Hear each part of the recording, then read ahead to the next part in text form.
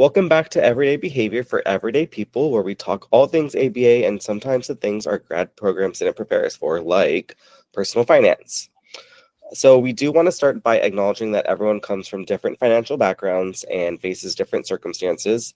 The examples shared today might be too specific or too general to fit your exact situation, and that's totally okay. The goal here is to explore how we can apply our behavioral science skills to build better habits and systems, especially when it comes to managing money. Another note too, this is a caveat, this is not financial advice in the slightest, so please seek out a financial advisor or a CPA for professional advice if that's the route that you do want to go to. Today we're going to be diving into something that isn't often talked about in ABA circles, how to not be a total financial mess. We're joined by Cindy Dow, a BCBA here at Joyscape, who's been on her own personal finance journey and is bringing her experience and behavioral analytic insight to the conversation. Both Kat and I will be interviewing Cindy about what she's learned, what's worked, what hasn't, and how behavior analysis can actually help us all make more intentional, value-based financial decisions, even if we're starting from scratch. Before we kind of dive in, we do want to note that our voices may have changed. Our wonderful Marissa has moved on to pursuing other endeavors, so the three of us have jumped into the podcast domain here with Joyscape. So hopefully we can kind of carry on what she started, and we thank her for everything. So before we kind of dive in, just a little bit about all of us. So my name is Michael. You actually may have seen Kat and I on our BCABA podcast that we did with Marissa. So I've been in the fields of ABA in August, it'll be 12 years. Been a BCBA for about 2 years, and before that, I held my BCAB certification, and even before that, RBT. So I've held all three, which is pretty cool. Actually, I feel like all three of us have, actually. Yeah, that's me. Kat or Cindy, whoever wants to go next. I'll go next since we're going to be interviewing you, Cindy.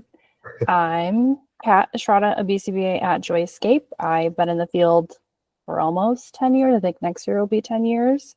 I'm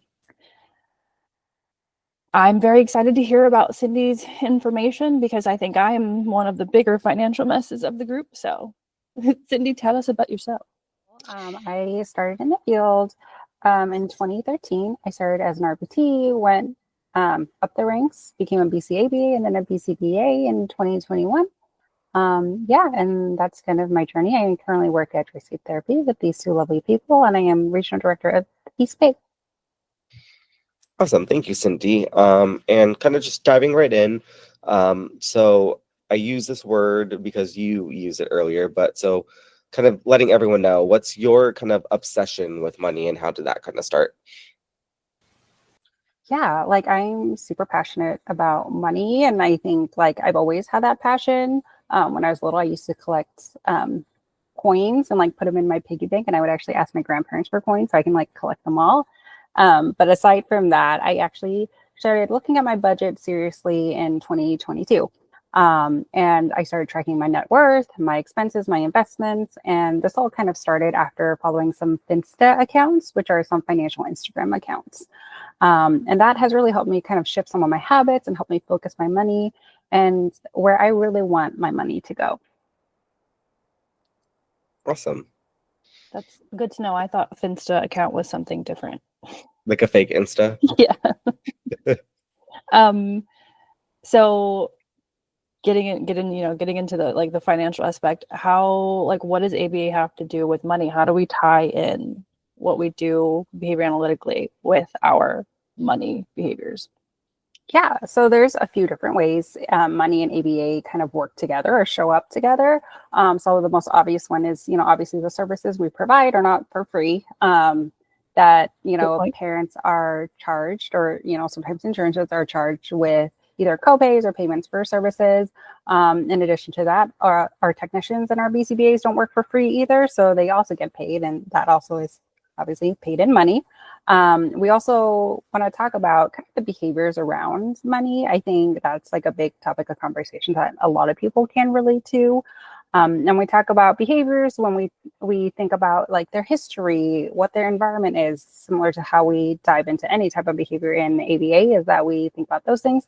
You also want to think about private events, mindsets, things around money, and then also some private or public events, depending on how you can measure, is neurotransmitter dopamine is something that also comes out when we talk about money as well.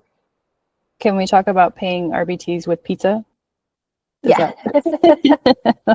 I know that's something people try sometimes. It never worked well for me. Sometimes, and that's also, that is a lot to unpack as well. So if you want to pay your RBTs in pizza, if that is something that they are willing to work for, and that is a reinforcer for them to keep showing up to work, then that works. But for a lot of people, that is not enough. And getting paid in pizza does not mean access to primary reinforcers outside of pizza. That's a good point. I feel like it kind of goes back to like reinforcement. Like it's just kind of assuming that pizza is a reinforcer for a lot of people, and like you haven't necessarily conducted a preference assessment or even a reinforcer assessment with your staff. It's kind of funny too that you see a lot on this kind of trend on like social media too, where like, oh, like I did all this work and we get a pizza party, and it's like people just don't take it seriously.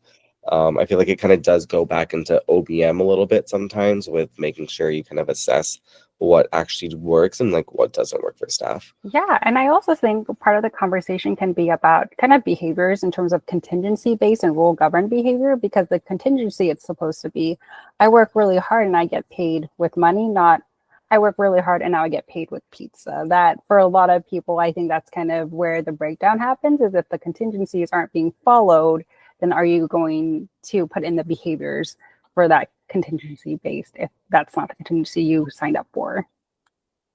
That brings to mind one of the very widely used quotes: behavior goes where reinforcement flows. Oh, for sure. And also, like, yeah, what Michael has said is assuming pizza is a reinforcer for everyone, when really, we're in a society where there's a lot of dietary restrictions. And like, I don't know if necessarily throwing a worldwide pizza party is accommodating to dietary restrictions for everyone.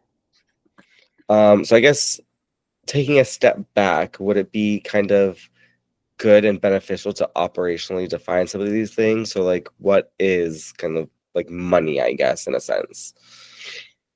Yeah. So I think taking it back, thinking about when we were going through school in ABA and learning about some of the basics, money in and of itself is not a reinforcer. I would argue that money in some ways operates as like a token economy for how we operate token economies for our kids that we work with. So you work a certain amount of time, you get a reward, and then use that reward to then access other reinforcers. I would also argue money is not a primary reinforcer. It is not, food or water or things that you need to survive, but it can give you access to those things. Or coffee. But it's also important because that's the key to accessing these other primary reinforcers, which is why it's something that's important to talk about, because this is how our society has subscribed to running. Yeah, I definitely heavy on it's not a primary reinforcer, although I feel like some people might feel it is. But by definition, it is that conditioned or secondary reinforcer. Like you said, just kind of making sure we kind of use that to get access to other things. But I wonder too, in a sense too, is it like even more conditioned than what we think? Because like for me personally, like I don't care around like cash. Like that's what I think money is the tangible cash. Other people might think it's the card, right? Where it's either your debit card or credit card. Because how often do you hear like, oh, I don't have any cash on me. Like, can I Venmo you or something like that? Me, every time. Very thankful for Apple Pay and Venmo being invented. It's honestly like super interesting to even think about, because like, I would argue like, definitely at the beginning of the 2000s, right? Like credit card, debit cards were coming into play, and like just kind of how things have snowballed into the fact that like you just tap your watch onto a card reading machine and somehow you've paid for something, even though there's no like physical transaction. And the fact that much of our money lives like in a digital realm, right? Like this is something I don't have physical access to unless I'm withdrawing from a bank. So it's super interesting how it's like, oh, we keep working for money, but yet we never physically see it. And we just see numbers on the screen, but yet that's enough like for us to continue. Yeah. the conditioning has definitely conditioned.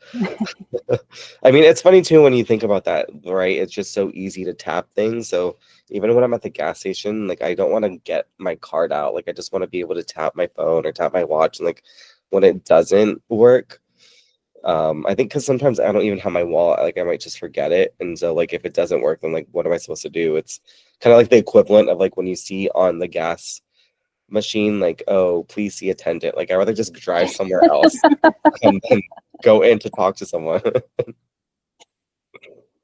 Oh my goodness. And, I feel like a lot of us feel the same way about, well, maybe not a lot of us, but some of us can feel the same way about debt too. If you don't see it, is it real until you see the numbers and like how much you've accumulated? Like, what is it until you have to pay it back?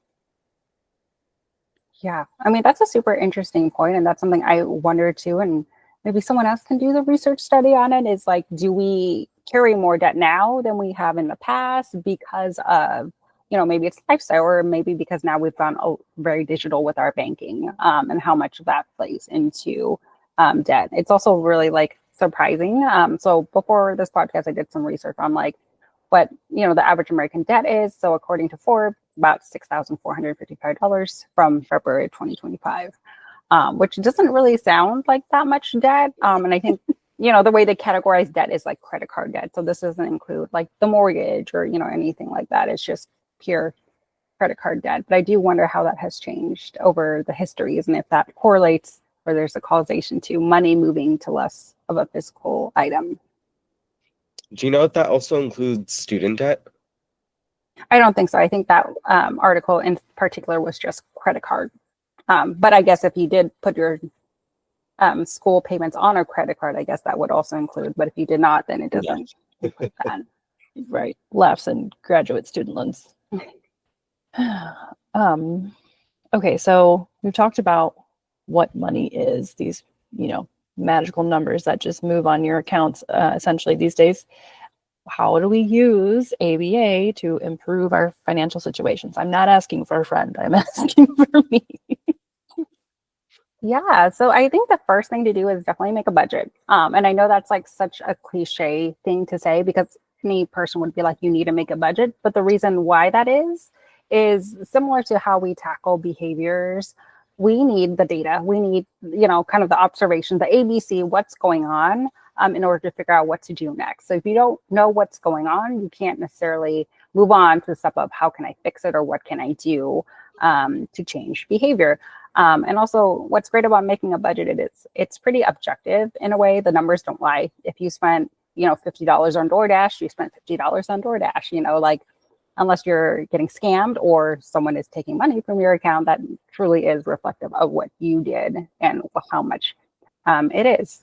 And so that's like the first thing to do is, break out your budget, see what's going on. A lot of people recommend dividing up what you're spending and then putting those into categories. That's one way some people will try to do it. And some people will say maybe just generally what money is coming in and what money is going out. That's a very simple way of doing a budget to understand if you're going into debt for whatever X, Y, and Z reason. So money intervention plan. I think we could like coin a myth. I think going back to like the debit card versus cash thing, I feel like, and I mean, I feel like, but I also wonder how much of that is, okay, like it's tangible whenever I have the cash, and like when the cash is gone, like I know I don't have any more money to spend, versus like with a debit card or credit card, like you're just like, oh, I'll just swipe it or I'll just enter it in. And I wonder if that really could be like the basis of like an intervention as well. Like, okay, like you need to start carrying cash to kind of track how much you are spending, and like, what is the input and what is the output of like your bank account statements. But going back to another thing, I guess it's not going back, I'm just bringing it up now at this point, but I wonder in terms of like budget, like balancing a checkbook, like how outdated that is, because like who even uses checks anymore? Shout out to Washington Mutual for giving you free checks, because you have to pay for checks, which is like very, very weird to me. Not a sponsored podcast. Not a sponsored podcast. They're gone anyways.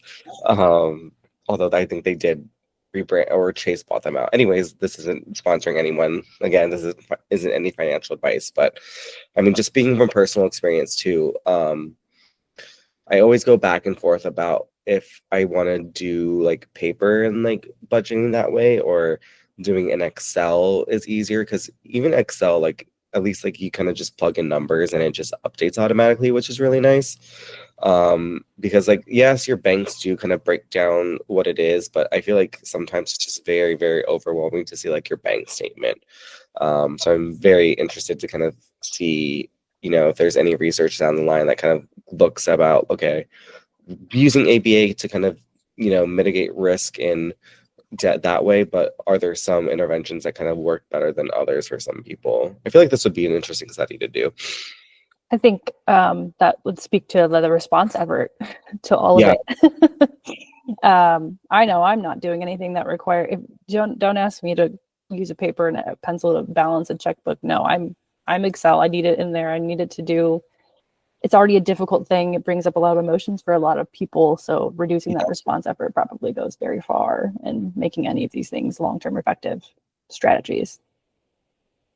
Or even just finding, because I'm, like teachers paying teachers. Like I wonder if there's like stuff for that for like finance documents. Like if someone made like a pretty visual, aesthetically pleasing Google form or Google Doc that I could just plug numbers into. I'm like, okay, like I can see this.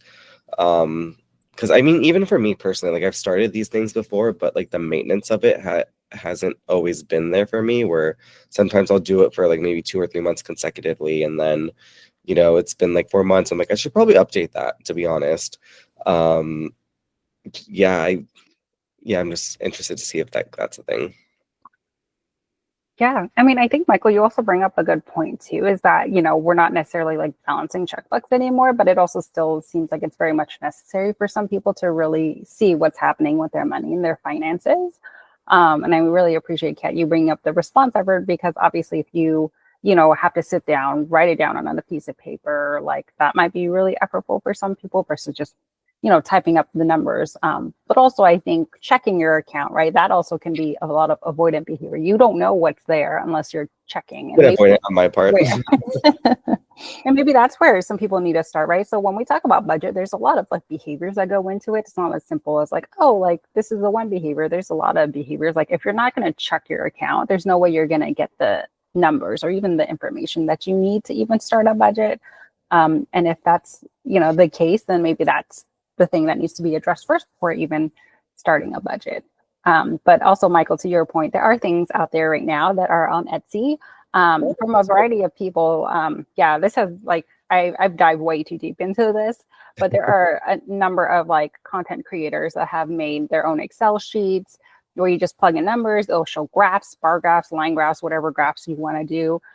Those all exist. I have my own personal like doc that I created for myself that I do kind of like pen and paper, but on the iPad.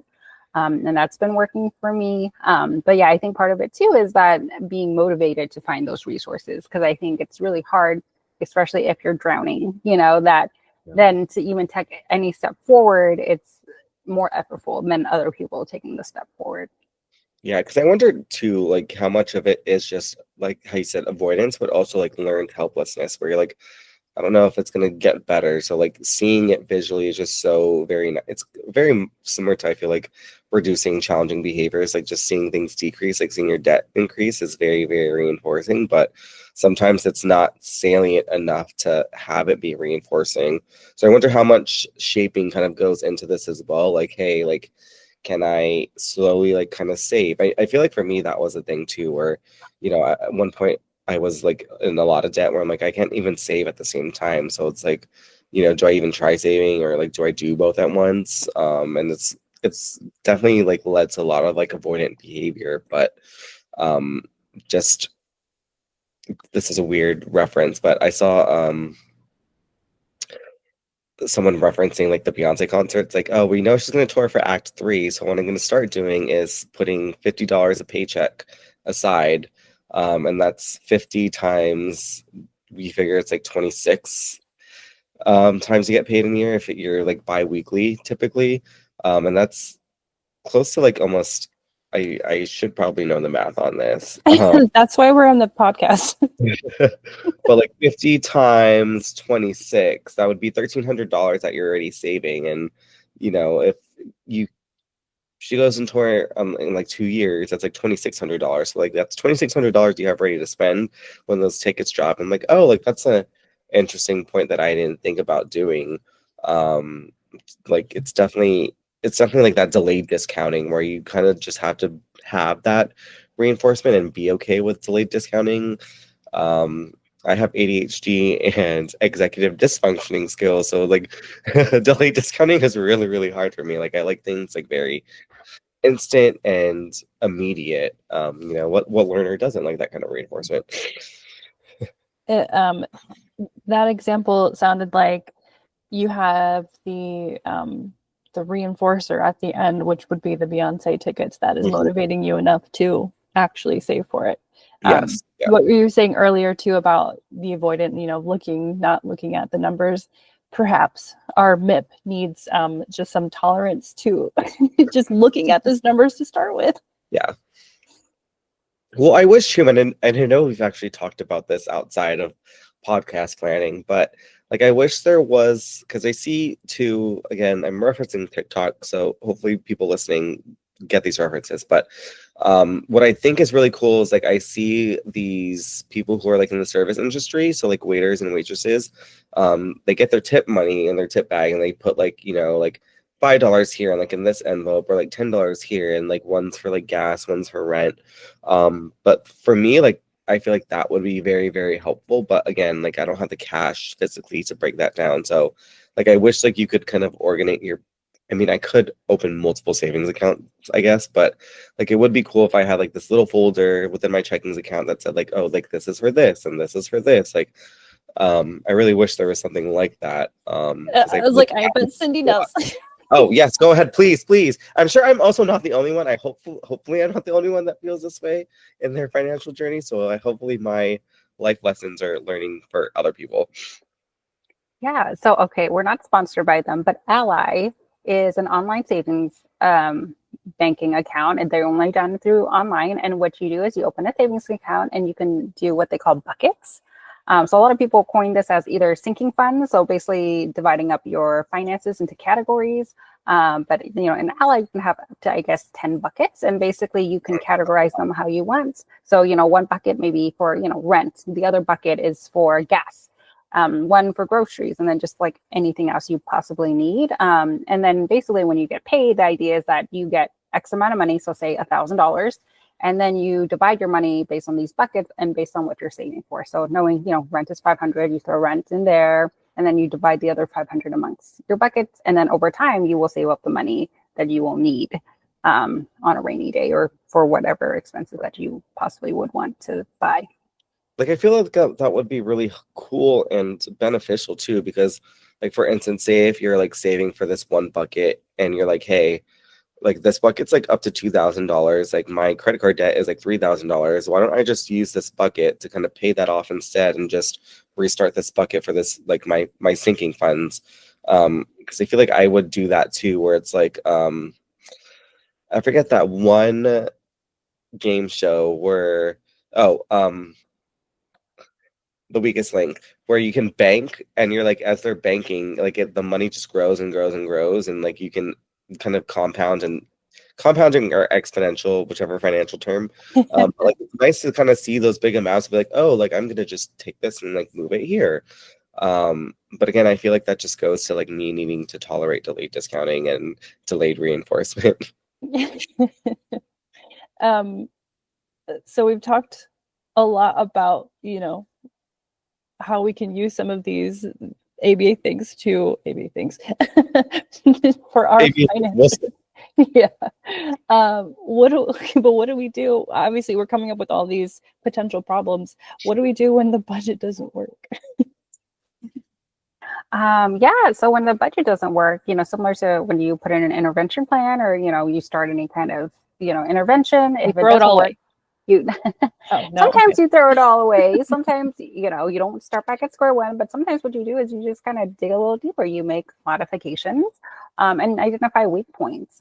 So, the way we do that with behavior is, oh, maybe we need potential modifications. Maybe it's more about breaking things into smaller steps, maybe working on shaping behavior, or maybe setting some additional rules. I think, Michael, you said it where you're like, oh, if I'm saving for something, but then I want to pay off debt, I'll just use it to pay off something else, right? But then this kind of gets into a slippery slope for some people. Not to say it's you, but I'm sure. To be honest, I'm not gonna lie. I'm sure for some people, right? They're saving. I'm saving up for a car. I'm putting things in my emergency fund. Oh, but like my favorite artist is now touring, and it's $5,000 for a ticket. Let me just take from my emergency fund.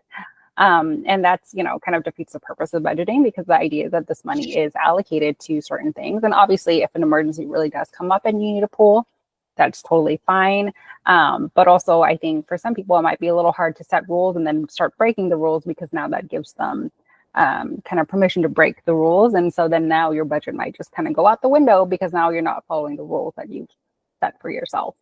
I will also say too that, if the budget isn't working, sometimes you just have to look at the numbers again. I think for me personally, when I started my budgeting journey, it was really frustrating for me, just because I was setting some really high limits for myself in terms of saving.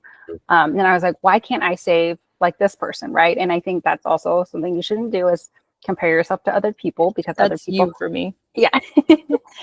Because other people have different circumstances. I think, obviously I would love to be the person that saving saves. goals too. Exactly. I would love to be the person that saves $10,000 a month. Like, I would love that. But like That sounds amazing. physically, I don't even make $10,000 a month. So I cannot save $10,000 a month just on W-2 income if I'm not even making that. And I know people are getting creative, right? Second side hustles, they're doing other side gigs to get money, selling things. Totally fine. But, you have to look at the physical constraints of your, either your job or what you're doing, and saying, hey, if I'm setting these goals that I can't reach, like, that's also going to set yourself up for failure. Okay, so we want to set the contingency where we can reach it and reach that reinforcement. Exactly. Oh, sounds familiar. Yeah.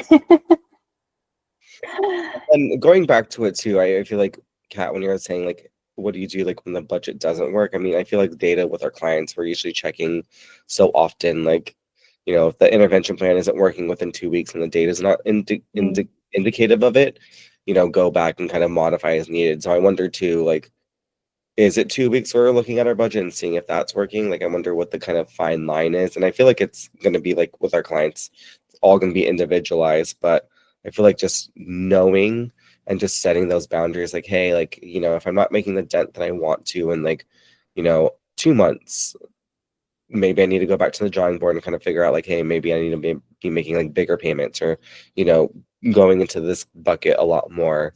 I don't wonder too if it kind of just stems from like just going and kind of bouncing ideas off with others, like, hey, like I'm doing this, being transparent and with your financial literacy with like your friends, your family too, and just kind of saying like, hey, what works for them, maybe might not work for me, or like maybe I need to kind of just see what person A, B, and C are doing, and just kind of making my own weird hodgepodge of it. Yeah, I think, Michael, you're speaking in a way that identifies that everyone's an individual and we all come from different backgrounds, and like, not one size fits all, right? Like, I think the big financial advice that people give on Instagram is, oh, make a budget, but really, like, what does that mean and what does that look like for everyone is totally different. I will also say to you something we're not going to dive super deep into, just because it's in some ways out of our scope, is that there are some like brain and history constraints. They do say that a lot of times, and I say they do as in articles from Google. There was an article that referenced, dopamine. And like, if you look up dopamine and money on Google, there's so many articles that pop up.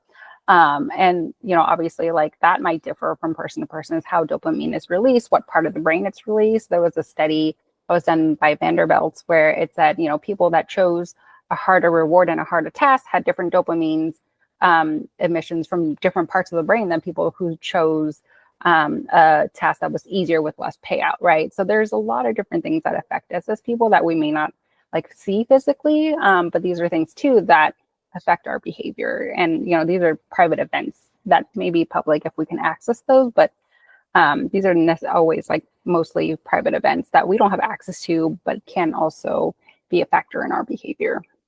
Yeah, I think you bring up a good point too. Like, the individualization of just your finances, like what works for some, going back to what you said earlier, what works for some doesn't work for others. And I think it's just making sure you don't start off like comparing yourself to others and making yourself feel bad, because I think if you start off with that kind of negativity, I know that's not really behavioral, it's not going to make you incentivized to actually want to make the change or do things. Like I feel like you need to get some behavioral momentum with yourself and be like, hey, like I can do this, and start to kind of see that change in that regard. Yeah. And I think also like your motivators, right? Like some people might be super motivated to save for Beyonce concert tickets, right? And there's a lot of people out there on Instagram that say they're super motivated to just not work. And so they work really hard now so they can retire early. And so they call that FIRE, right? Financial independence, retire early. Like that's kind of their goal in life. But kind of what is driving you is going to be different per person. And in some ways, you do have to figure out, what that is for you and how you can make that work within our society and how we make money and save for it as well.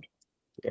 I will say I do have a learning history now where I'm not going to be doing pre-sale, because those storage prices, I can just wait for general admission and pay for cheaper tickets. I'm curious too, talking about different motivators. Have either of you ever tried like using some of the protocols perhaps you've used, using ABA on yourself? Because I previously, for finances in particular, made myself a choice board. And when I saved so much money or had some certain tasks I was trying to increase at home, and when I hit those, I got to pick from my own choice board, and it was fancy water bottles and shoes and things that I was motivated for. I have not. I probably should start doing that, but I mean, I feel like I just kind of mentally do those things where like, hey, if I got like a sweet treat today, like I'm not allowed to get it tomorrow. Like I already got this today. You cannot have another one today. Like you need to wait a couple days before you get it. But I feel like that's where the self-control aspect really comes into play. Where like, okay, I made sure like I didn't get it today. Like good job. Like, go do something incompatible. Like go home and like go to sleep. So like you're not gonna get hungry again. Like I need a very multiple intervention strategies at once. I can't just do one. Yeah, mine was the self-monitoring contract. I probably could do that and then just maybe share it, and be like, hey, like I didn't do this. And I feel like maybe the positive punishment of the reprimands from others might work in that behavior, but we'll see. I had to pilot it to make sure. Go ahead. I was going to say, this makes me think, talking about some of these things that we've tried, like what other things can we do, like to stick to the budget? What if, like me, I don't remember what happened to my choice board, but it's long gone. What can we do? More modifications. I mean, and this is like, there is like no like limit to like modifications. I think, at some point you're probably going to have some learned helplessness after a while of failed budget after failed budget. You're going to get to a point where it feels like it's just a mountain. But also I think, something we've also discussed a little bit too, is there is a psychology part of money. And that might be something too that, you might have to seek out additional help, whether it be from like a therapist, psychologist, and think about kind of your mindset on money, because that also plays a very big part in money and your emotions with money as well. And so that might be, some other avenues as well that can potentially help with modifications in the budget. But also it's hard to budget. I think also like recognizing that it is a hard environment to live in right now, especially if you're in California, in the United States, and just with inflation, it's very hard to live. And I think a lot of people just kind of ignore it, or either just have that toxic positivity of like, it's all going to be okay. And I think sometimes too, that plays a part in our behavior. And I think being able to validate some of those parts might help you in some of these other aspects of your life, like budgeting and money. Yeah. Perhaps we can identify some ABA tools we could use. I used my choice board. What else? Anybody have any ideas? I'm actually very rule governed. So like setting rules for me is like super big. So a big rule I have for myself in my budget, and I actually learned this from, I believe Instagram, I've learned a lot of things from Instagram, is this idea of like paying yourself first. Because I found myself getting really frustrated, just with like everything that's going on with the world. But like you're being told you have to, support a small business, and like you have to like buy things that are organic, and now you have to like have green investments because like we don't like plastics anymore, and now we have to go green, and everything has to be like eco-friendly. And so this is a lot of like pressure to then try to fit into your budget. And I was getting really frustrated because it always felt like I was paying all of these people to get rich, and I was left with very little at the end of the day. And so the advice that came was pay yourself first. And at first I didn't quite understand what that meant, because I'm like, of course I'm getting paid, like, right, I'm working, I'm getting paid, like that's just like what it is. But if you think about like you spending the money as paying other people, it's like, well, why wouldn't I just spend it on myself and for what I want? And so at that point, that's kind of where a lot of either my investments, I know I'm saving for a house right now, like those things started growing so much more, because when I get my paycheck, that's the first thing I dedicate my paycheck to. And, obviously if you have a paycheck that's like pretty standard, it's not going to be a surprise. But at Joyscape, we are hourly employees. And so sometimes, checks are a little bit bigger than others. And so it's going to be variable. But for me, the first thing my money goes to is my house savings, my investments, my rent, and my bills. And so after all that's said and done, I'm like, okay, well, what are some things I can have fun with? Maybe it's, I am paying other people in some sense, but also I'm getting experiences, or like being able to eat fun food or do fun things. But those all come after I satisfied my needs and what I want in my future. I'm curious, how did you decide which things to prioritize? Yeah, and so this is going to be individual, obviously, like to everyone, right? Not everyone wants to buy a house and settle down there. Like some people are totally content with renting, and that's totally fine. And like, I'm not here to say one is better than the other, because both also have pros and cons, and it depends on your situation. And this is also something that, every person needs to identify what's important to them. I do think like bills should be pretty high on the list. And, what things that are important to you to live. I'm sure there are some people that are like, I don't want to pay rent or buy a house. I just want to live in my car. And that's definitely their choice, and they can spend their money elsewhere. But if you value having your water and electricity, paid and on in your house, that's probably something you should pay for. But that's something you would do, is identify the priorities in your life, and you can set up, paying those first before then using the money for more fun things. Yeah, I feel like it's just bringing up your values and identifying what you want is a good modality to kind of, since Kat's been talking about like ABA tools, I feel like that's a good kind of method, like identifying your values, and like, are you kind of moving closer to your values on that? I just have the visual of the bullseye at all times whenever I think of that. Are you moving closer to that bullseye? Or are you moving farther away from it? So I feel like that's a kind of good way to kind of think about that. Like if you're not starting there with your basis, is you're not going to have this kind of focus about like what it is that you need to be focusing on in terms of like your finances. So like if you don't have that down, I feel like you'll just be pulled in very many different directions. So does that kind of ring true? Yeah, I think so. I think ACT is a great way to also look at finances, especially in the values. So like for me, if I think about my values and my money, and this is something that has come up recently because of all the boycotts and, the environment that we're in right now in our world.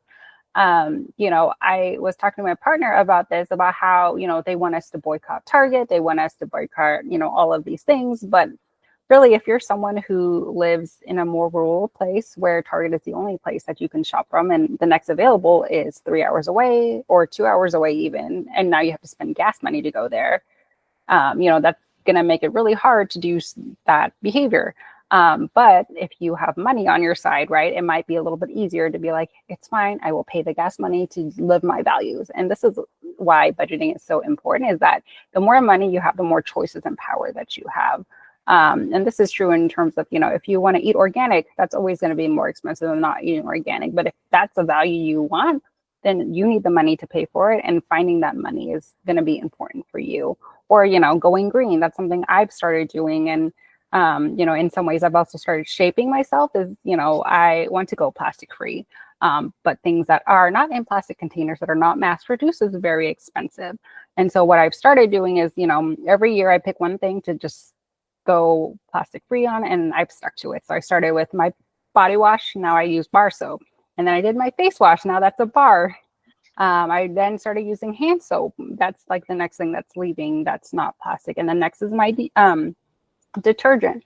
And so some of these changes might just be more small steps, but understanding that money plays a role in these things. And I can't afford that detergent that isn't in a plastic bottle unless I find a way to make it important and safe for that. I think go ahead. Sorry. Go ahead.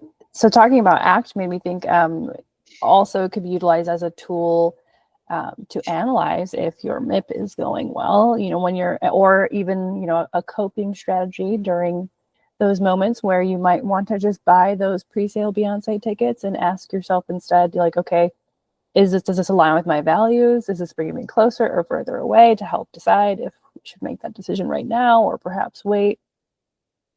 Yeah. No, that's a good point. I was just going to add on to what Cindy was talking about with shaping, where I feel like even that sounds like very much like behavioral momentum, where you're starting with one small change and you're kind of able to kind of build and grow on it, where you're seeing a difference, and then going forward with making continued change, okay, it is working and it is lasting. So that maintenance piece definitely comes into play.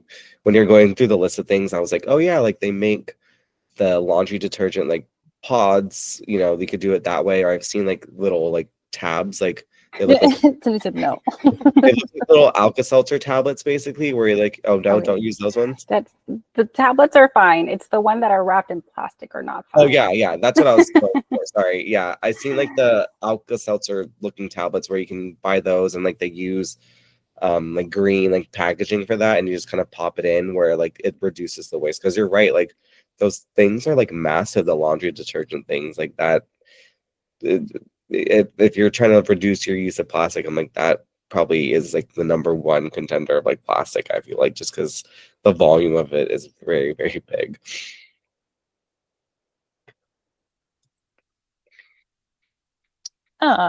So when doing all of this research talking about money, are there any papers, research articles that you can share with us? Yeah, so there's actually so much out there. I was able to watch a few TED Talks and hit up one research article, but just know that there is a plethora of information out there. But the one I did find really interesting, and this is a concept we talked about earlier, was delay discounting, just because I feel like that is probably the pinnacle of, spending your money now versus saving. And it also kind of ties into retirement. That is something we're told, hey, when you're older, you're not going to be able to just rely on Social Security. You're going to actually have to find a way to finance your life when you're older, unless you want to continue working. And so delay discounting is, a big part of, kind of every day. And it's in some ways weaved into a lot of the choices that we make today. It is nice to see that 401k increase. I remember when we were at the Depending on the month. Yeah, that's true. I remember when we were at the last company that we worked at together, I remember I saw it continue to grow. I was like, oh, this is a good number. Wouldn't last me a whole year, but it's getting in that direction.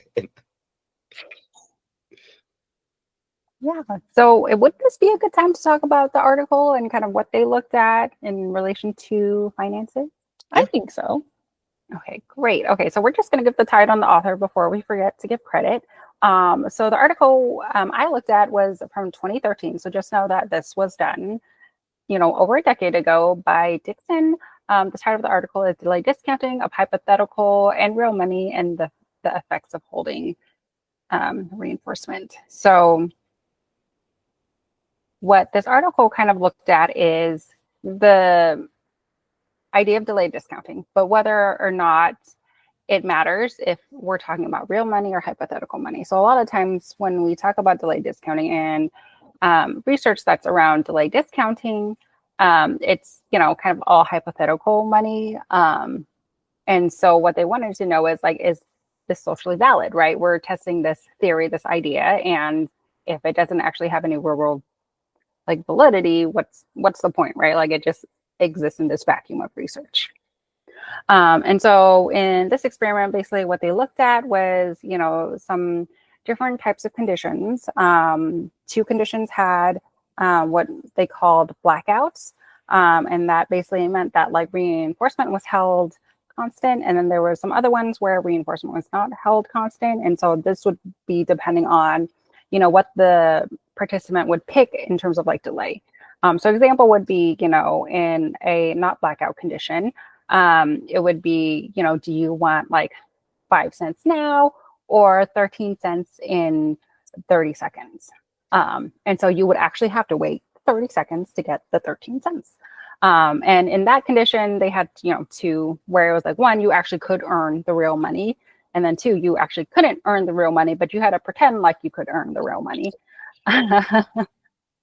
And so that was one condition without blackouts. The other one was with blackouts.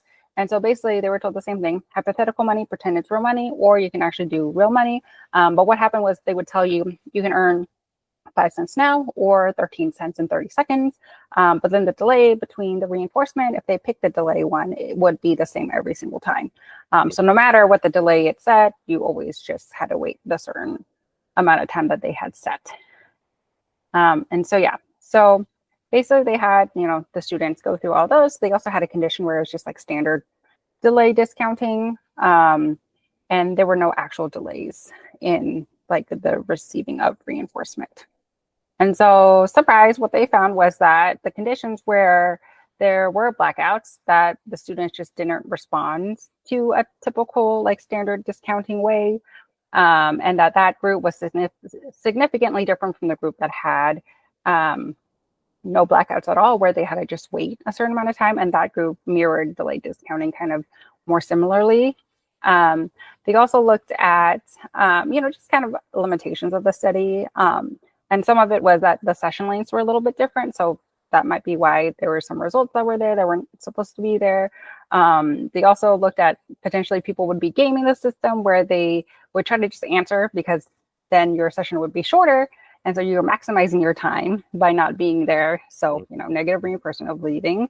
Also, something that they also said was that they had small amounts of money, right? Like there is at no point in time are you realistically going to be like, yeah, I'll wait like 30 seconds for, you know, 5 additional cents, right? The money, the delayed discounting that exists in real life are probably larger amounts of money, especially when we're talking about like retirement and things like that. That these are large amounts of money. But also in some ways, I think, you know, maybe this would be different if it was a bunch of financial advisors doing delay discounting, because I'm sure they would understand the value of $10,000 now versus like $1 million in 60 years, that they would probably choose the $10,000 now because that would invest and compound so much longer years. But I digress. That would be a very fun experiment to do though. So someone should do that experiment. But basically the main goal of the article was really to find if people would react to real money versus hypothetical money in a standard way, just because a lot of these experiments are just really hypothetical and there's no real payouts. And they found that people that were told about the real money actually did respond in a way that it is like real money that they're using. Very interesting. That what you were saying does make me think, I wonder, would any of it change with different amounts of money and with different education levels when it comes to finances? Because when you said that immediately, I'm like, oh, I'm going to take the larger portion of money in the future. And then you mentioned taking the smaller to invest yourself. Like, oh, yeah, that makes much more sense. I mean, and this is just like hypothetical, right? Like I'm assuming the 10,000 would like gain so much interest that it would be over, you know, $1 million in like 60 years, but also I could be wrong. But, you know, you can imagine that there's probably some small amount of money now and then some larger later that you would assume is actually more money in the future, but really like with what you could do with your money, it could grow to bigger. But also, you know, I don't know what the math is on that, but I'm sure if they did one with CPAs and people who love stocks, like they could probably figure out how their brain works in terms of like interest and compounding interest. Yeah, I was just thinking about that too as you were saying that. Like, I wonder how the ABA principles would be at play when you kind of look at things with like investing and stocks and things like that. And how, I guess, like how much you're willing to go until you get that reinforcement, until you kind of adjust one, your expectations, and two, where you're kind of investing your money. Like, I feel like that's too scary for me to kind of dive into. Yeah, and I do want to add too is that, you know, behaviorally speaking, and this is something I was talking with a colleague about, is when we were talking about the stock market, and they were like, oh yeah, it's being reactive and it's behaving in a way that's, you know, being reactive to what's being said on the news. And I had to correct them and be like, well, if you're talking ABA terms, the stock market is not a living thing. So it is not behaving. It is just showing trends It doesn't and pass the dead man correlation. test. It definitely does not pass the dead man test. But that's something in our environment too that we also have to think about. And, you know, like that's something that our money can do. And I know like a lot of financial advisors and things use the stock market as like a, you know, just a strong way of investing money. And part of that is through the trends that it's giving. And so, you know, this is not financial advice that we're saying, but looking at, you know, this is how they're getting their data in order to then give advice, is that they are looking at trends over time and over history. And this is also something we do in ABAs, is we look at trends, histories, but actually from, you know, people and their behaviors and living organisms. So much useful information. Yeah, and it's funny too because you never really think about like behavioral economics really in terms of one curriculum, I guess, and then also just when you kind of look at the task list and everything, like it's not really thought of like, oh, you like could be applying these principles to one, financial literacy, and two, I guess how you spend your money and invest your money. And it's kind of a good thing to think about where it's, you know, one of those fields that's not really talked about or thought of. I remember my undergrad course and my not my undergrad course, my undergrad catalog, like when you're going to classes and registering, there was like a behavioral economic class, but like it was never offered. But I feel like a lot more people would be interested in it if it was applicable and just even available. I feel like we talked about a lot, you know, what we would do with our own money and that route if we kind of knew what we knew then, what we know now. Or did I say that in the reverse? I'm going to say that in the reverse. But I guess too, when you kind of look at our clients that we're helping, or like even like kids in our own personal lives, what would you kind of teach them about money and like what to do with money? That's a great question. I did find this article. It's called Habit Formation and Learning in Young Children. And so this was an article that was published in Cambridge. And it's actually from like an organization that looks at educating people on money. And so what they did is outline a few different ways you can teach children about money. And some of their ways are actually like very behavioral as well. And so they do break it down into a few different areas in which it's like, okay, we should teach them this, and this is how you would go about teaching them. They also break it down, you know, who is teaching this, right? Parents, caregivers, teachers, how are they getting this information and how you can build on it. And they also talk about it in terms of like ages, because clearly you're not going to teach a 1-year-old how to balance a checkbook because they are just cognitively not there yet. But they do talk about kind of at what age, you know, the child is and what they can do at that point in terms of finances. And so using that and building those like building blocks to get to the point where, you know, they are going to be independent adults that can manage their money independently. So they do talk about, you know, counting, right? Like that's probably step one, is first understanding numbers and then understanding how to count and how that relates. They also talk about, you know, exchange and equivalence. So understanding, you know, like this is a quarter, this is how much it's worth, and how to exchange for it. Concept of income or earning, you know, how money is coming into your life. And also they did talk about executive planning and functioning as well. So understanding, you know, how to plan for purchases, you know, how to withhold that impulse, right? And understanding like if you're spending your $20 here and that's all you have, how are you going to then buy this other thing or access this other thing if you don't have it anymore, or that money to go do that? It also talks a lot about like choice making and how to make good choices. And the one thing that did stick out in the article was just kind of talking about imitation. This is something you're like, well, what is imitation have to do with money? But they do talk about how, our kids learn from, the adults in their life, right? Their parents, their caregivers. And if adults are imitating these behaviors in terms of like, oh, I'm budgeting or I'm counting money, or these are the things I'm doing and making choices in, financially responsible ways, that their child may be able to imitate some of those behaviors in the future. And so, it doesn't hurt to, model those behaviors when the child is young, but it's something that is also important that we don't really necessarily think about as, we think about imitation as an, oh, grow smarter imitation, but this is more like, oh, seeing your mom balance a checkbook and you being, interested in it may be a way to get your child to a point where they can be financially literate. So, yeah. Yeah, I think it's just building that learning history early, because the earlier you kind of get exposure, it's the easier it is as you get older. Like I've seen, again, I'm referencing TikToks for the umpteenth time, but like there are some teachers that I've seen where they do like rent for their desks, like they give fake money out to their students. They're like, oh, like, okay, rent's due, like, Don't make me pay rent for my desk. teaching them like, okay, like you get $5 for or $10 for the month, and like, $2 is for rent, 2 is like for pencils and stuff, and like you get to kind of get your leftover money. You can either spend it or you can kind of save it, and it's kind of interesting, just even as kids, who will be like, okay, let me save, and I can kind of save up towards things. And I feel like it's just very much learned from other peers. You're like, oh, I can kind of see like they're saving up and getting these cooler prizes versus me just getting like this small like prize just by using all of this money now. And I feel like honestly that would be me as a kid, where I'm like, oh, like I'm just gonna spend it all now, like I have all this money, like I just got paid.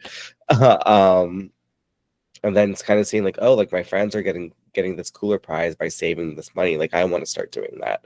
But I feel like it just comes, with that, having that learning history early, and then also just that imitation through peers, like you said, it's just so important and necessary in the beginning. I think that's agreed. Very important. Having those models, whatever it may be, that is often where we learn our financial habits, whether it's, modeled healthy financial behavior or not. I really like that article. I think that's really important, and something that perhaps we should think of a little bit more frequently too when, working with the clients we do. That is a really important behavior for later on in life. Being able to save your money so you have it whenever rainy day happens. Or when you need those Beyonce tickets. Yeah. Or whatever interest that they have. Yeah, because I'm thinking about it now too, where, even just starting small with like having a piggy bank and, working on counting and just counting how many coins or how many dollars you have, and maybe being able to open it up at the end of the month, be like, oh, like this is how much you saved, and being able to graph it to see like, oh, what months you're saving more, what months you're saving less, and just seeing it kind of accumulate and see how much growth that you have. I feel like I've done that too before, where I've had clients earn like fake bucks with a contract, depending on how well they did with the contract, and just even letting them know like, hey, like this is your reinforcer menu, this is how much things cost. I think I've even done, if you save like $100, like you can cancel session for the day. Just finding where that fine balance is of like the reinforcers that they can work towards. You can definitely work on these things with clients pretty early on. Yeah, I was just thinking too, I was like, Chuck E. Cheese, like there are places that are, and I remember doing that as a kid, right? Like my mom would take me to Chuck E. Cheese and I would like save my tickets. And then one day I saw a glitter lamp and I was like, I have to have it. And it took, I have no idea how long it took, because we had to go to Chuck E. Cheese multiple times and, just to earn the tickets. And eventually I did. And I bought that lava lamp for like over 1,000 tickets. Oh gosh. Yeah. It's probably cheaper to just buy the lava. But okay, that's another thing, the lesson was learned. But the lesson was learned that like you can save up your money and earn things. And so this is also, not to say every parent has to take their kid to Chuck E. Cheese, but this is a very easy system to set up in your own home, especially since, I want to do this for, snacks and food and primary reinforcers. These are things that child needs to survive, but maybe for things where it's like, oh, he wants the latest like Nintendo Switch or, you know, whatever cool game is out there. And that might be something that's worth teaching of like, hey, you need to save up, do chores, do work, whatever it may be. You earn this money and then you get access to your reinforcement. Yeah. So I know we're kind of getting close to time. I really enjoy this conversation. I feel like it's motivated me to be like, okay, maybe I can open up my budget tracker and start entering data into that. Or just even seeing how much debt I can pay off for my student loans each month.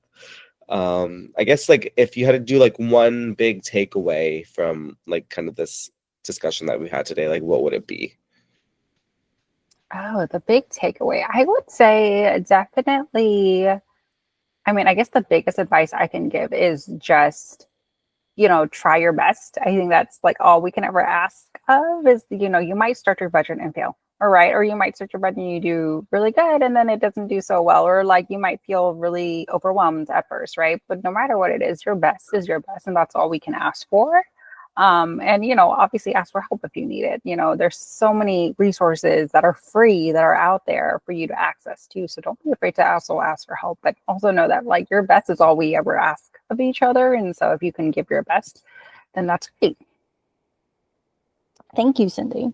I also think this conversation was really helpful and hopefully for anyone who's listening as well, because this is a big topic that can be very confusing, very overwhelming for a lot of people. A lot of the topics that the Joyscape podcast has tackled can be. But for me, talking about it in behavioral terms, which is something I have a lot more experience with, made it easier for me to understand and think about it in ways that I can actually apply it to my life. So hopefully that's helpful for others as well. I definitely feel motivated after today. And then also for people listening, I totally forgot to drop our code word. Not the cough. Our code word for today can be economics, since we're talking about behavioral economics. Again, that's our discussion for today. I thank everyone for joining us. Thank you, Cindy, for talking to us about this. I feel like you've taught me a lot. I feel very motivated to go do my tracker right after this. And so to anyone else listening, be on the lookout for more of these discussions that we'll do. Again, you know, this is everyday behavior for everyday people, and thanks for joining us. Bye. Thank you.